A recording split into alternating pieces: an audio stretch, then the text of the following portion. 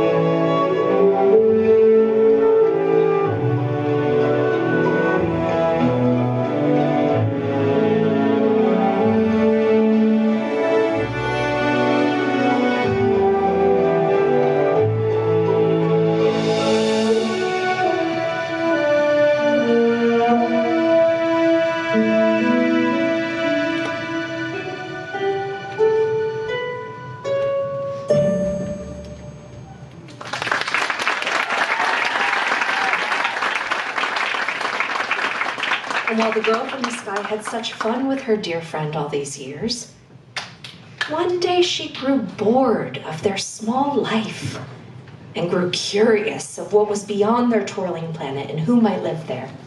I'm so tired of looking at the same rocks and the same trees all day long. We could plant some new trees if you like.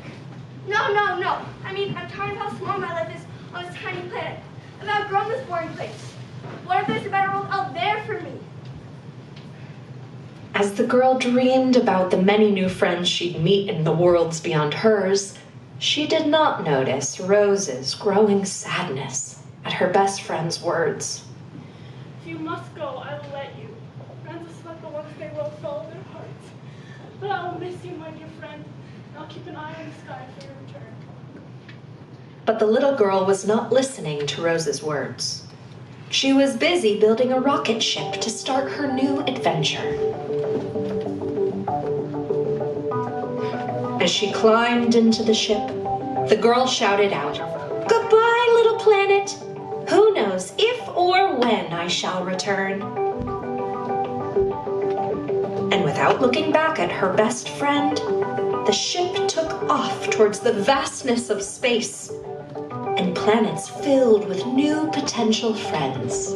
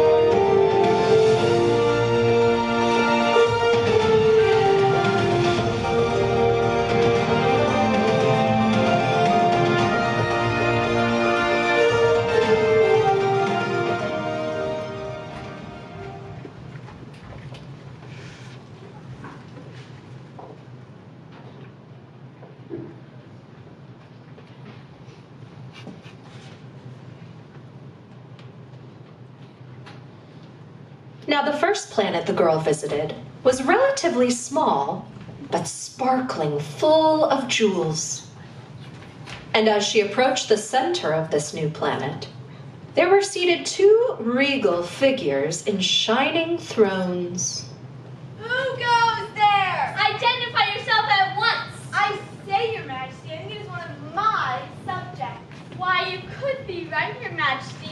My subjects has come to pay me homage. We're the rulers of this planet.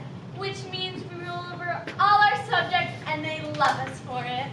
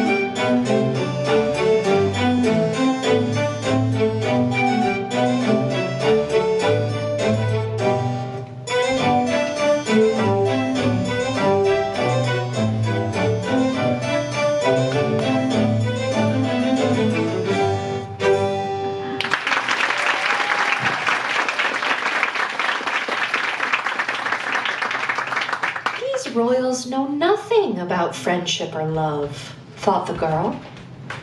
Ruling over someone most definitely does not make them care for you. Her friend Rose never bossed her around. They were equal in their friendship. And with that, the girl from the sky bowed to the royals and left their planet behind.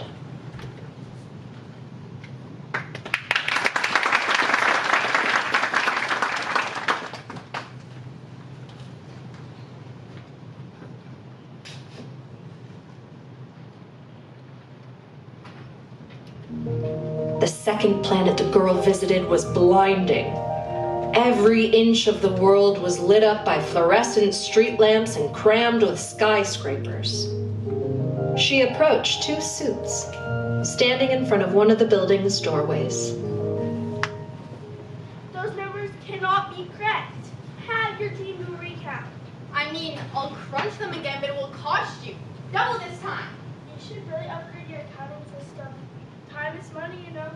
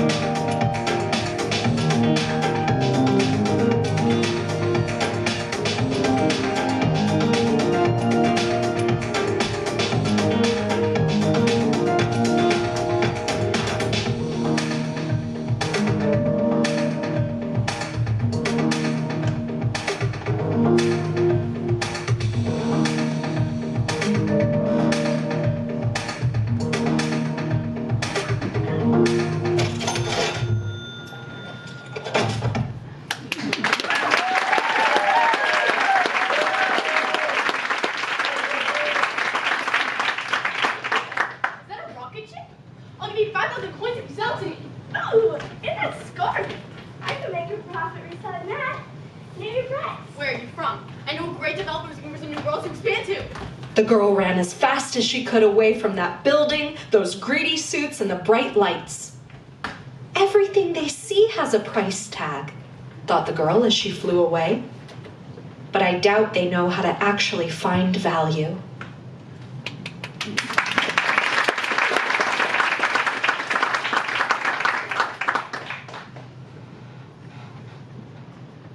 The third planet the girl visited was covered in shallow pools of glimmering water, and she encountered 3 figures, staring intently at their reflections. A perfect hair day. I'm the envy of everyone in the world with such an exquisite hairstyle. Have you seen my skin today? I'm absolutely glowing. All natural, too. I never use any products. I'm just born like this. Oh, now this poor creature. Thin lips, shallow eyes, small stature. Oh, how dreadful it must be for you. Exactly. You might look at us and think how lucky we are to be us. We can be inspiration for you. That's what friends are for.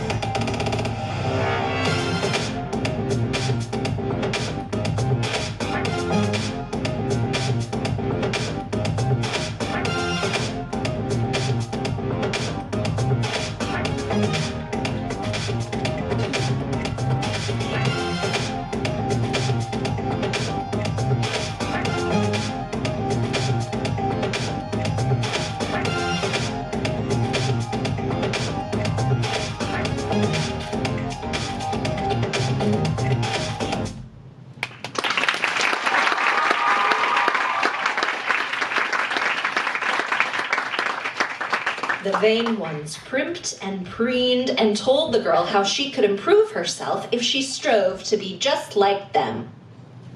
The girl from the sky looked at her reflection and thought, my friend Rose never made me feel inferior.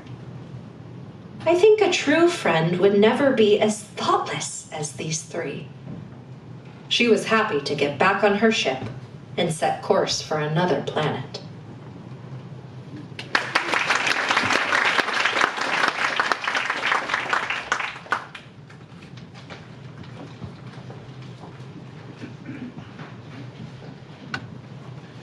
The girl from the sky paused her story and looked back at the pilot. "All this talking is making me mighty thirsty," she said. "Can you spare something to drink?" The pilot stood up from under the plane where she was adjusting the engine and tentatively handed a canteen over. "Take small sips," said the pilot. "By my calculations, we only have enough water for another day or two. I need to fix this airplane fast or we'll be in a bigger predicament than we are now." The girl drank, thanked the pilot, and then quietly went back to handing tools over until the sun was high and hot overhead. Suddenly, a spot of color over the horizon caught the girl's eye. What's that over there? Stop! Wait! Your eyes are playing tricks on you. The girl's eyes were indeed playing tricks. But after being lost in the desert these past few days, it was hard for her to decipher what was true and not true anymore. For she ran towards what she thought was a giant field of red roses swaying gently in the middle of a barren desert.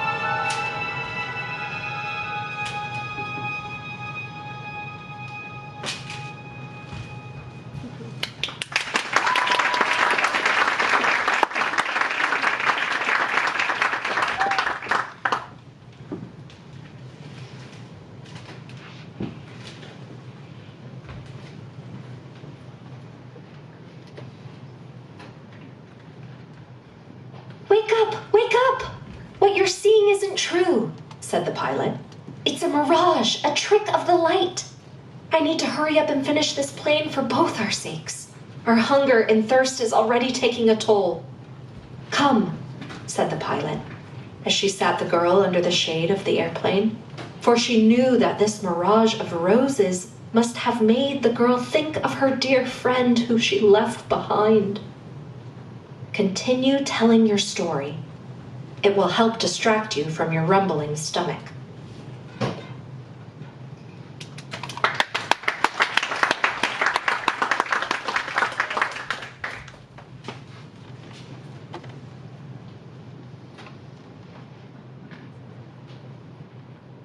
The fourth planet she visited was covered in jagged mountaintops and lush forests. The girl from the sky had never seen such a landscape before, and excitedly started hiking towards the closest mountain peak, when she quickly came upon a cabin in the foothills. Hello there. Welcome to Middle Mountain. We're the mountain rangers that care for these parts. You're in for a real treat. Middle Mountain is the most beautiful place for hiking. Would you mind bringing back some pictures for us? Don't look too confused. We need to keep an eye on this place. It's our job to know every rock face and every boulder. Unfortunately for us, we're terrified of heights.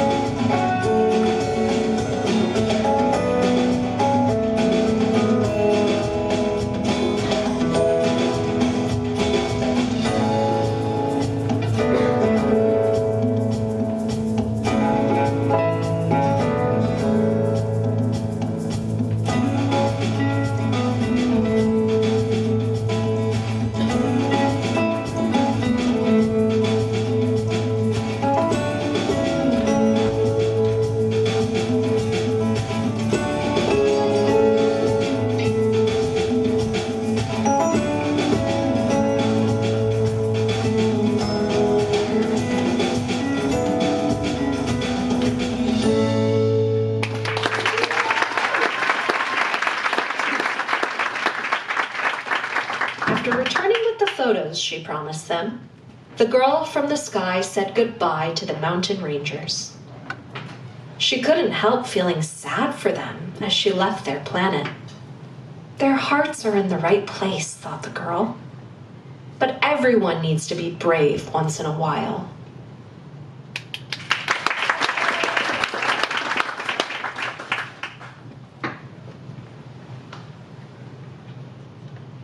The fifth planet the girl visited was cloaked in darkness. So dark that the girl could barely see the ground when landing her rocket ship, that she ended knocking a wheel clean off. As she looked for her missing part, the girl approached a small figure snoring on the ground.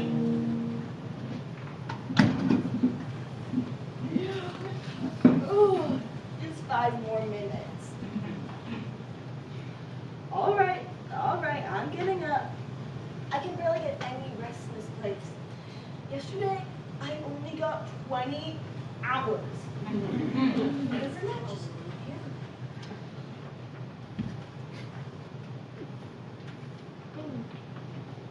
you will look this way. I'll look out for you.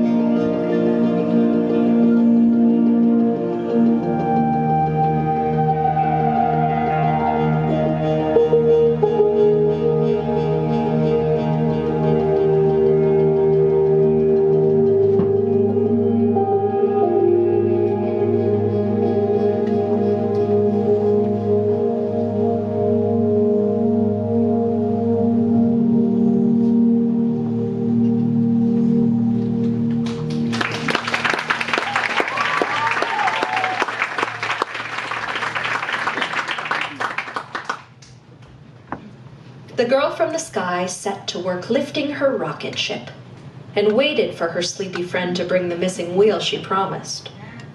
She waited 1 hour, then 2 hours, and then 2 more. But they never showed.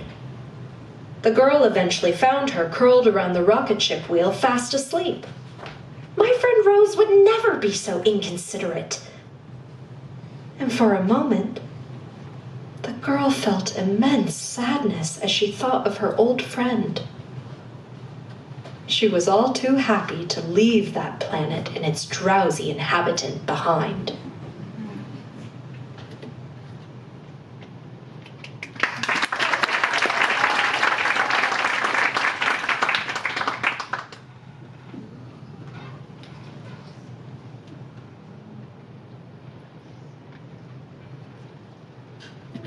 The girl from the sky stepped out onto her 6th planet and noticed a pair of figures lighting and darkening a pair of street lanterns. Every candle must be lit. It seems like every time I light one, I spot another that's gone out. All candles must be dark. I know that's this job. Wait, didn't I darken that one already? Always more work to be done. We can rest when our jobs are complete. What is life and not a job anyway? We must do our duties at any cost.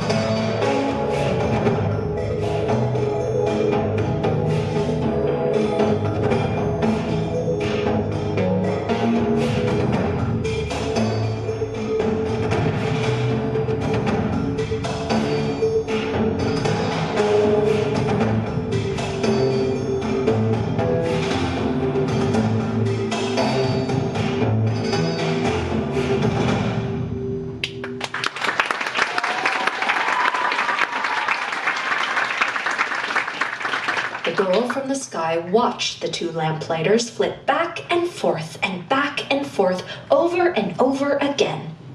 One lighting the candle while the other darkened them in a never-ending task. How curious, thought the girl. While I admire their passion, there is more to life than endless work.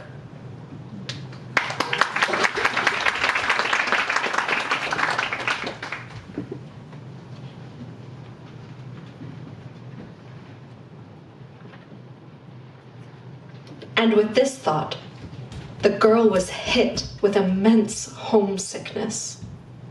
As she recalled the games she and Rose used to play on their little planet, how they spent the day dancing and swimming and stargazing as two best friends should.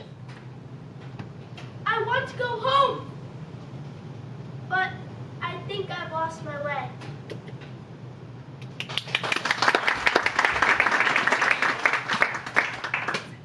The girl from the sky had landed on Earth next, thinking its coloring looked like her own home planet. But her planetary adventure hit a bitter end when her spaceship broke into pieces at the edge of this very desert. The pilot pulled the girl into a tight embrace as she finished her story. "I'm glad we found each other, my friend," said the pilot. "We'll get out of the desert together. I swear it."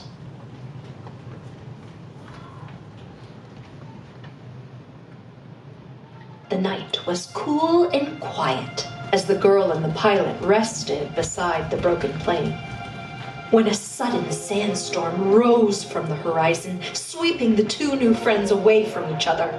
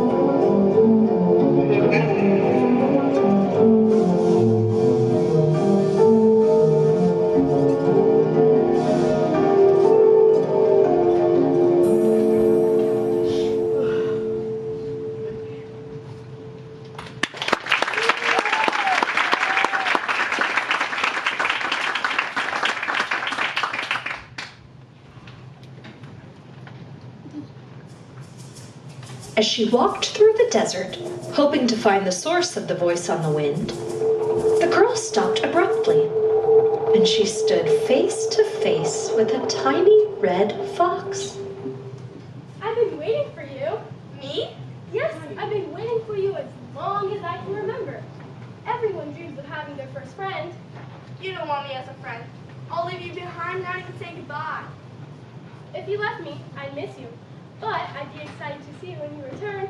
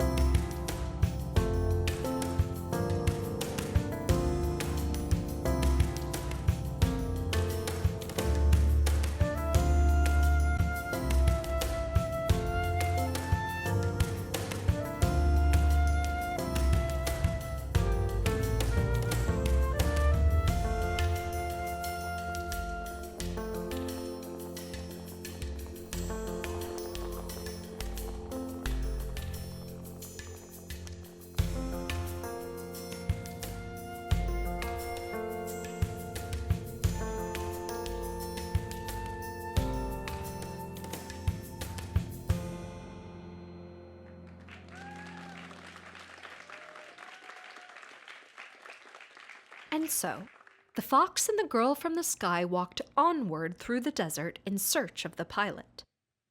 But after many hours in the hot sun and no food and water for days, the girl could walk no further. Wake up! We can't stop yet. Wake up! I'll go find some help. Hey, pilot, over here!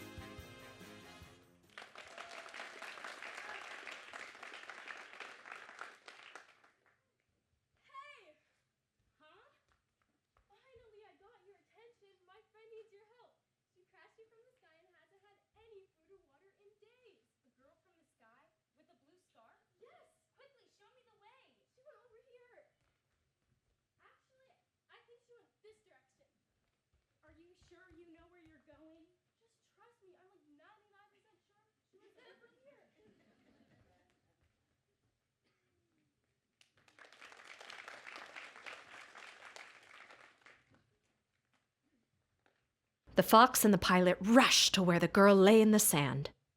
After drinking from the pilot's canteen, the girl slowly revives her strength. "Thank you," said the girl. "I'm so lucky to have two kind and caring friends." After a few hours of resting, the pilot leads the fox and the girl from the sky back through the desert. And to her surprise, the girl notices that the airplane looks quite different from the last time she saw it. It's a rocket ship. I found your crash site and worked hard to rebuild it with parts from my airplane. It's time for you to go home. Both of you. There's a rose up there somewhere who's watching the skies. But your plane. I'll miss you, my little friend. It's very hard to see your friends go. And with a tight hug, the girl from the sky and her new fox climbed into the fixed-up spaceship and turned their eyes to the stars to find a little twirling planet with a friend who is waiting for them.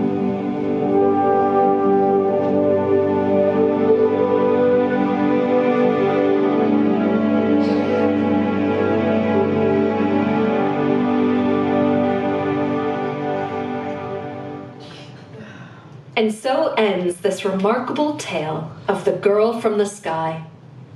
As I sit here retelling it after all these years, I remember her as clearly as that first day in the desert.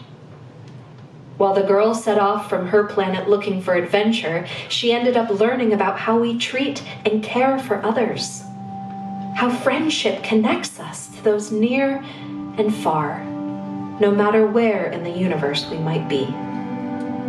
And I like to think that on every planet the girl visited, those interesting folk learned a little about who they are and who they might become. More considerate, more kind, more open, more joyful, more playful, and more brave.